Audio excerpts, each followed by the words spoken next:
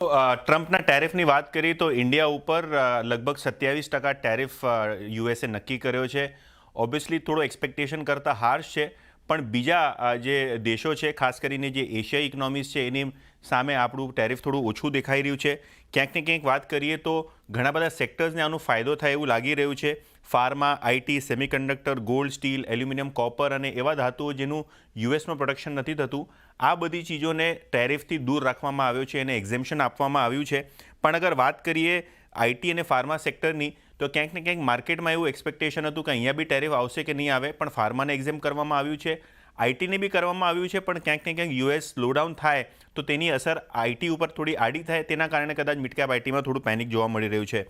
ઓટોમોબાઈલ્સની વાત કરીએ તો પહેલાં જે અનાઉન્સમેન્ટ થયું હતું કે ઓટો કંપનીઝ ઉપર 25%નું ટેરિફ લગાવવામાં આવશે, તો એ 25%નું ટેરિફ એઝ ઇટ ઇઝ રહે છે.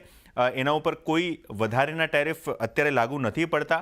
અને ટાટા મોટર્સની સ્પેસિફિકલી વાત કરીએ તો અહીંયા અસર જોવા મળશે, કારણ કે 20% જેએલઆરનો માલ જે છે એ યુએસ માર્કેટ્સમાં જતો તમને જોવા મળી રહ્યો છે.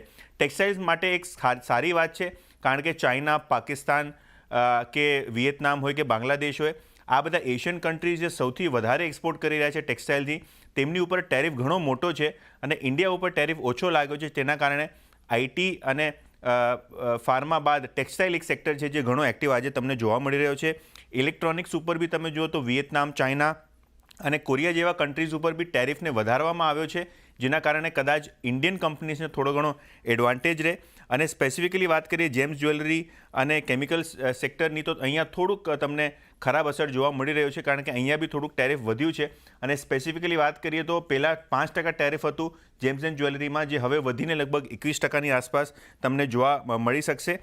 ઓવરઓલ ઇન્ડિયા માટે થોડુંક ફેવરેબલ છે અને ઘણા બધા બ્રોકરેજનું એક્સપેક્ટેશન એ છે કે આગે આવનારા જે 6 મહિના છે તેની અંદર કદાચ ઇન્ડિયા અને અમેરિકાનું એક ટ્રેડ એગ્રીમેન્ટ સાઇન થઈ જાય, જેના કારણે આજે 27%નું ટેરિફ છે એ હજી તમને ઘટતું જોવા મળી શકે છે.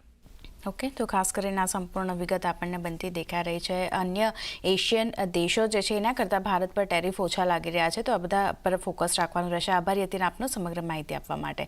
તો જે રીતે આપણે જોઈ રહ્યા છે, અન્ય એશિયન દેશો કરતાં ભારતમાં ટેરિફ જે છે તે ઓછા લાગી રહ્યા છે. ને ખાસ કરીને મયુરેશજી, એક વ્યૂ આપનો આઈટી અને ખાસ કરીને ફાર્મા માટે તો આપણે ચર્ચા કરીએ છીએ, પણ ટેક્સટાઇલ માટે એક વ્યૂ લઈ લઈએ, કારણ કે અહીંયા પણ જો જે રીતે જે પહેલાં ટેરિફ 14% પર હતા તે હવે 24% પર થતા દેખાઈ રહ્યા છે. ને ખાસ કરીને એક્સપોર્ટ જે છે તે અહીંયા થોડો ઘણો જે છે $2.8 બિલિયન આપણો યુએસ માટે રહેતો દેખાઈ શકે છે. ટેક્સટાઇલ ઇન્ડસ્ટ્રી માટે તમે કઈ રીતે આ જોઈ રહ્યા છો, કારણ કે અન્ય દેશો પર જે રીતે ટેરિફ લાગ્યા છે ને વધુ ટેરિફ છે, એની અસર ખાસ કરીને પોઝિટિવ ભારત માટે એટલા માટે કારણ કે ભારતમાંથી એક્સપોર્ટ જે છે તે આપણને ઓછા ટેરિફ પર થતો જોવા મળી શકે છે હવેથી. ટેક્સટાઇલ માટે કઈ રીતે ધ્યાન રાખી રહ્યા છો? કમ્પેરેટિવલી બેટર સર, અનમ્યુટ કરવું પડશે. કમ્પેરેટિવલી બેટર પ્લેસ્ડ, અને જેવી રીતે મોટાભાઈને પણ કીધું, મારી હિસાબે આઈ થિંક જે એક ટેરિફની સિચ્યુએશન હતી before this imposition happened, obviously India was in a disadvantageous position as far as Bangladesh is concerned, to a certain extent even Pakistan and China in certain areas as well. હવે જે I think એક level playing field થઈ ગઈ છે, because tariffs have now got substantially higher for all these economies at play, and therefore I think the Indian exports share, I think they will probably start benefiting a tad bit better than our counterparts. અને આટલા માટે I think જે fully integrated players છે, they will enjoy the fruits of this completely, because જે operational cost છે એ એના કંટ્રોલમાં રહેશે.